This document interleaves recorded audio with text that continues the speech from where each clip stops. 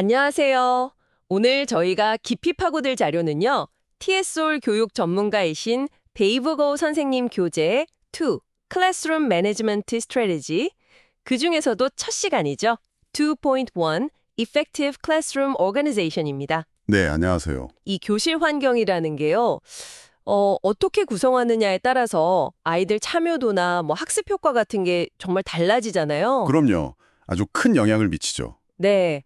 그래서 오늘은 바로 이 효과적인 교실 조직의 핵심, 그 비법들을 좀 파헤쳐 볼까 합니다. 여러분의 교실이나 학습 환경에 바로 적용해 볼 만한 그런 실용적인 아이디어들 오늘 많이 얻어가실 수 있을 겁니다. 자, 바로 시작해 볼까요? 네, 좋습니다. 이 교실 조직이라는 게 단순히 책상 줄 맞추고 이런 걸 넘어서요. 학습 목표를 효과적으로 달성하기 위한 전략적인 환경 설계 이렇게 봐야 합니다. 아, 전략적인 환경 설계? 네. 그래서 오늘 이 자료를 통해서 학생들의 그 다양한 영어 수준을 이해하는 것부터 시작을 할 거고요. 그 수준에 맞는 수업 구성 방법, 또 교실 환경 자체를 좀 업그레이드하는 구체적인 팁들, 그리고 칠판이나 벽 차트 같은 도구들 있잖아요. 네네. 그런 것들 활용법이랑 공간 구성 전략까지 아주 체계적으로 한번 살펴보겠습니다. 좋습니다. 그럼 가장 먼저 짚어야 할 부분이 바로 학생들의 영어 수준 이해하기네요. 사실 한 반에도 정말 수준 차이가 많이 나잖아요, 아이들이. 그렇죠. 천차만별이죠. 네. 근데 이걸 제대로 파악하는 게 왜 그렇게 중요할까요? 그냥 다 같이 진도 나가면 좀 안 되나요? 이런 상으로는 가능할 수도 있겠지만 효과가 아무래도 많이 떨어지겠죠. 학생 한 명 한 명의 수준을 정확히 알아야 그 학생한테 맞는 활동이나 자료를 제대로 줄 수 있거든요. 그래야 학습 효과가 극대화됩니다. 하긴 너무 쉬우면 애들이 지루해하고. 네, 또 너무 어려우면 좌절하고 포기하게 되고요. 그래서 맞춤형 교육의 정말 기본 중에 기본, 그 출발점이라고 할 수 있습니다. 이 부분은 데이브 고 선생님도 굉장히 강조하시는 부분이에요. 교실 조직의 시작은 바로 이 학생 이해다, 이렇게요. 아, 데이브 고 선생님도 강조하시는군요. 학생 이해. 하긴 그렇죠. 그럼 학생들 수준을 좀 객관적으로 파악할 만한 기준들이 있을 텐데요. 자료에서 보니까 CFR, 이거 CEFR이라고 읽어야 하나요? 네, 보통 그렇게 읽죠. CFR. 네, CFR하고 렉사일 지수, 이 두 가지를 소개하고 있네요. 익숙한 분들도 계시겠지만 간단히 설명해 주실 수 있을까요? 네, 그 CFR은 유럽에서 주로 쓰는 언어 능력 기준인데요.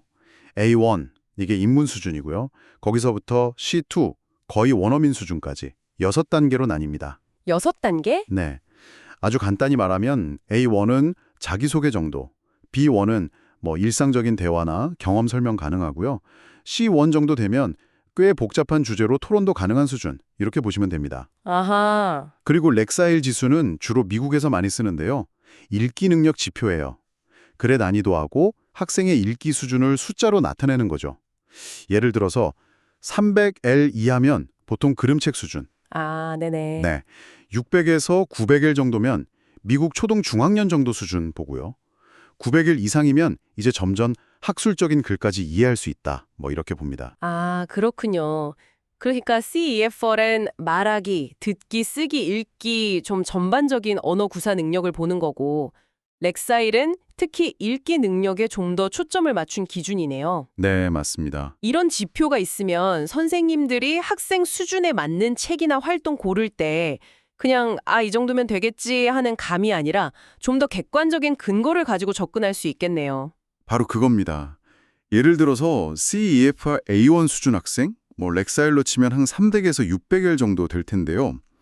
이런 학생한테 갑자기 어려운 뉴스 기사를 읽으라고 주면 당연히 힘들어하겠죠. 그쵸. 바로 포기하죠. 네, 이런 기준들을 활용하면 그런 시행착오를 확 줄일 수 있는 거죠. 좋습니다.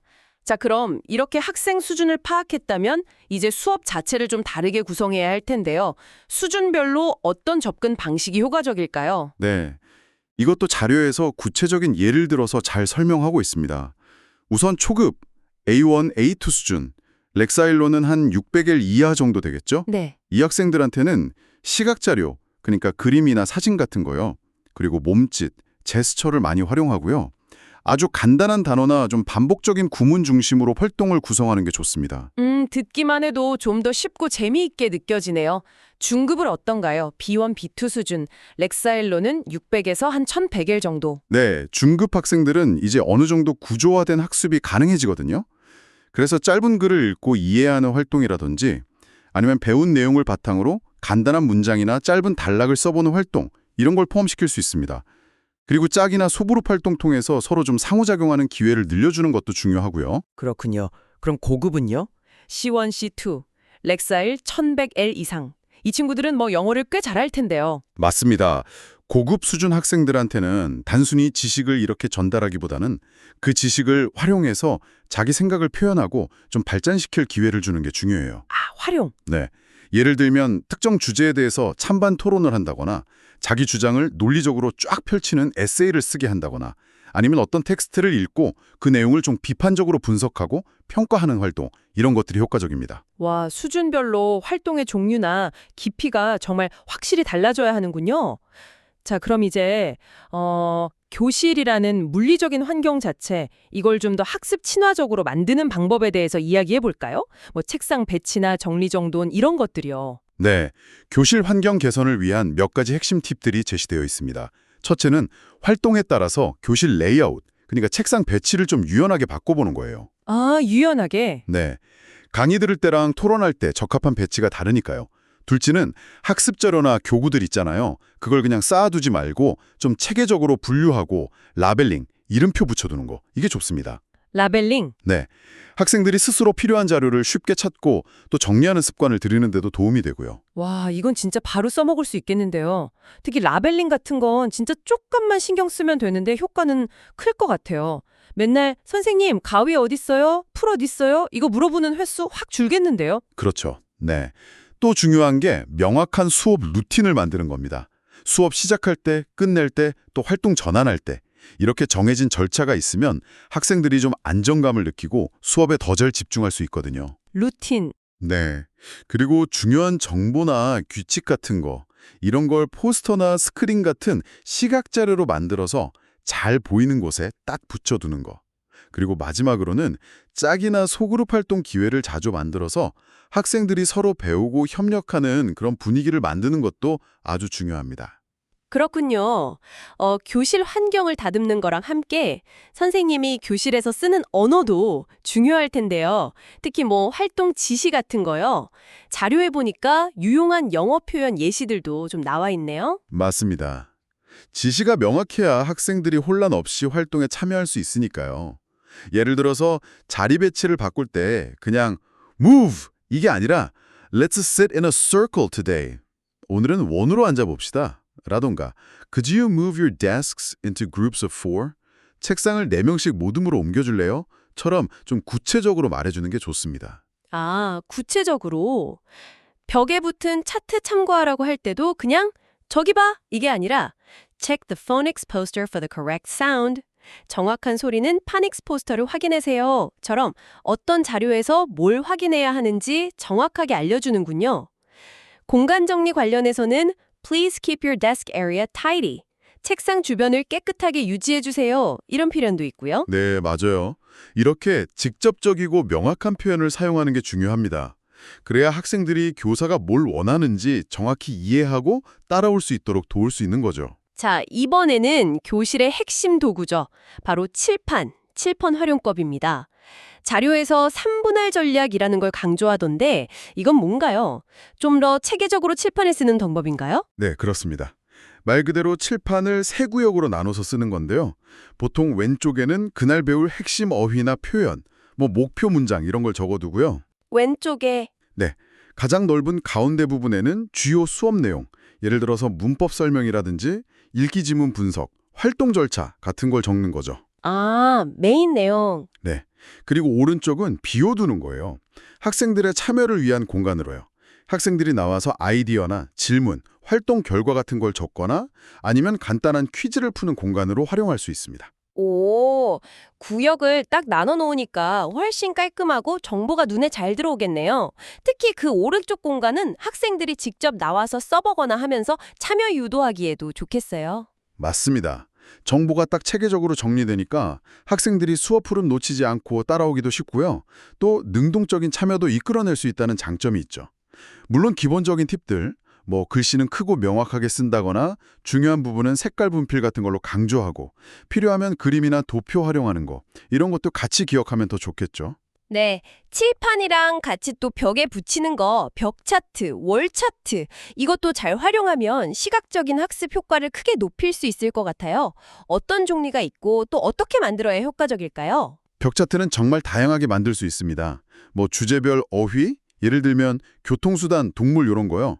문법 규칙, 뭐 동사 변화표 같은 거, 파닉스 규칙, 아니면 꼭 지켜야 할 교실 규칙들, 혹은 다른 나라 문화 소개 같은 거요.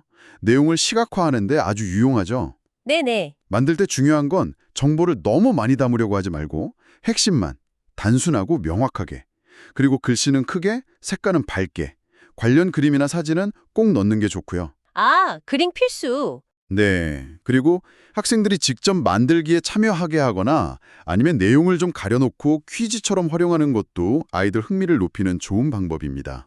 와, 아이들이 훨씬 집중하겠는데요. 알록달록하고 그림 많은 차트는 보기만 해도 재밌잖아요.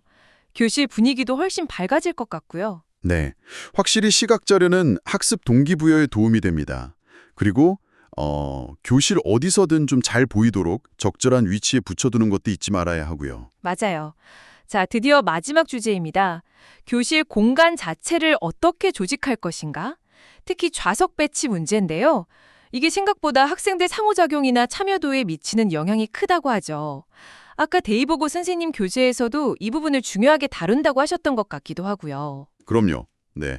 어떻게 앉느냐에 따라서 아이들 시선이 어디로 향하는지, 또 누구랑 쉽게 이야기할 수 있는지, 교사가 개입하기 쉬운지 어려운지 이런 게 다 달라지거든요. 그래서 이 접근법은 데이브고 선생님 교재에서도 아주 중요한 포인트로 설명됩니다. 교실 조직이 단순한 정리정돈이 아니라 학습 경험 설계의 핵심이다. 이런 관점이죠. 아, 학습 경험 설계의 핵심, 자리 배치가요? 네. 학습 활동의 성격에 맞게 공간을 디자인하는 개념으로 접근해야 합니다. 그렇군요. 그럼 어떤 배치 방법들이 있을까요? 자료 보니까 앉아서 하는 활동이랑 서서 하는 활동으로 나눠서 다양한 방법들을 제시하고 있네요. 네. 먼저 앉아서 하는 활동 배치부터 보면요. 우리에게 가장 익숙한 거, 열과 행, rows and columns 맞히죠. 네, 시험 볼 때처럼. 맞아요. 강의식 수업이나 시험 볼 때처럼 교사한테 집중하기 좋은 배치고요. 반면에 소그룹, 스몰 그룹스 배치는 한 3명에서 5명씩 모둠을 이루어 앉는 건데 토론이나 협동학습에 유리하죠. 협동학습? 네. 그리고 U자형 홀스시어 배치는 교사랑 학생, 또 학생들끼리 서로 얼굴을 보면서 상호작용하기 좋아서 발표나 토론 수업에 많이 쓰이고요. 원형 테이블은 좀 더 자유로운 분위기에서 브레인스토밍하거나 토론하기 좋고, 짝페어는 말 그대로 파트너 활동에 효율적이고요. 와, 정말 활동 목표에 따라 장단점이 확실히 다르네요. 그럼 서서 하는 활동 배치는 좀 더 역동적이겠는데요? 네, 훨씬 활동적인 배치가 않습니다. 그냥 짝으로 서서 간단히 대화하는 것부터 시작해서 양끝 코너에 딱 서서 찬반 토론 격렬하게 벌이거나 마주보는 팀으로 나눠서 퀴즈 게임 같은 거 할 수도 있고요. 재밌겠네요. 네, 두 줄 마주보기는 파트너를 계속 바꿔가면서 빠르게 말하는 연습, 스피드 데이팅처럼요. 그런 거 할 때 좋고, 패널 배치는 발표나 인터뷰 형식에 어울리고요. 버즈그룹이나 휠 같은 방식은 여러 사람하고 짧고 빠르게 아이디어를 교환하거나 대화 연습할 때 아주 유용합니다. 와, 진짜 상상 이상으로 다양한 방법이 있네요. 교실이라는 그 한정된 공간을 이렇게까지 다채롭게 활용할 수 있다니 좀 놀라운데요. 결국 핵심은 그날그날 학습 목표나 활동 내용에 맞춰서 가장 효과적인 공간 구성을 선택하고 때로는 좀 과감하게 변화를 주는 거군요. 아, 정말 유용한 팁입니다. 맞습니다. 정말 때로는 책상 배치 바꾸는 거, 그거 하나만으로도 수업 분위기가 확 달라지고요. 학생들 참여 방식이 바뀌는 걸 경험하실 수 있을 거예요. 교실 조직은 그냥 정적인 상태가 아니라 학습 목표에 따라서 계속 변화하고 최적화되어야 하는 그런 동적인 과정인 거죠. 그에 맞는 수업을 설계하는 것부터 시작해서 교실 환경 개선 팁, 칠판과 벽 차트 같은 도구 활용법, 그리고 마지막으로 학습 효과를 높이는 다양한 공간 구성 전략까지 정말 많은 내용을 다뤘네요. 네, 오늘 이야기의 핵심을 다시 한번 좀 정리하자면요. 잘 조직된 교실 환경은 단순히 보기 좋은 걸 넘어서 학생들의 집중력과 참여도를 높이고 궁극적으로는 학습 효과를 향상시키는 아주 중요한 열쇠라는 겁니다. 중요한 열쇠. 네. CFR이나 렉사일 같은 지표를 활용해서 학생 수준을 정확히 파악하고 또 시각 자료나 명확한 루틴 그리고 활동 목적에 맞는 그런 유연한 공간 구성을 통해서 더 즐겁고 효과적인 학습 환경을 만들어갈 수 있다는 점 이걸 꼭 기억하시면 좋겠습니다. 네, 오늘 이야기 들으시면서 이건 내 교실에 혹은 나의 학습 환경에 한번 적용해 봐야겠다 하는 부분이 분명 있으셨을 텐데요. 너무 거창하게 다 바꾸려고 하시기보다는 딱 한 가지만이라도 다음 주에 한번 시도해 보시면 어떨까요? 네, 작은 시도. 네, 예를 들어서 늘 하던 일렬 배치 대신에 U자형으로 한번 바꿔보는 거죠. 그랬을 때 학생들 눈빛이나 참여도가 어떻게 달라지는지 직접 경험해 보시면 이 작은 변화가 가져올 수 있는 긍정적인 효과를 분명 느끼실 수 있을 겁니다. 네, 오늘 이야기는 여기까지 나누겠습니다. 다음 시간에는요, 오늘 잠시 언급되었던 2.2 Using the Board, 즉 칠판 활용 전력에 대해서 좀 더 깊이 파고들어 보겠습니다. 단순한 필기 도구를 넘어서서 칠판을 정말 200% 활용할 수 있는 그런 구체적인 노하우와 다양한 아이디어들 잔뜩 가지고 돌아오겠습니다. 기대해 주십시오. 네, 함께해 주셔서 감사합니다. 다음 시간에 더 유익한 내용으로 찾아뵙겠습니다.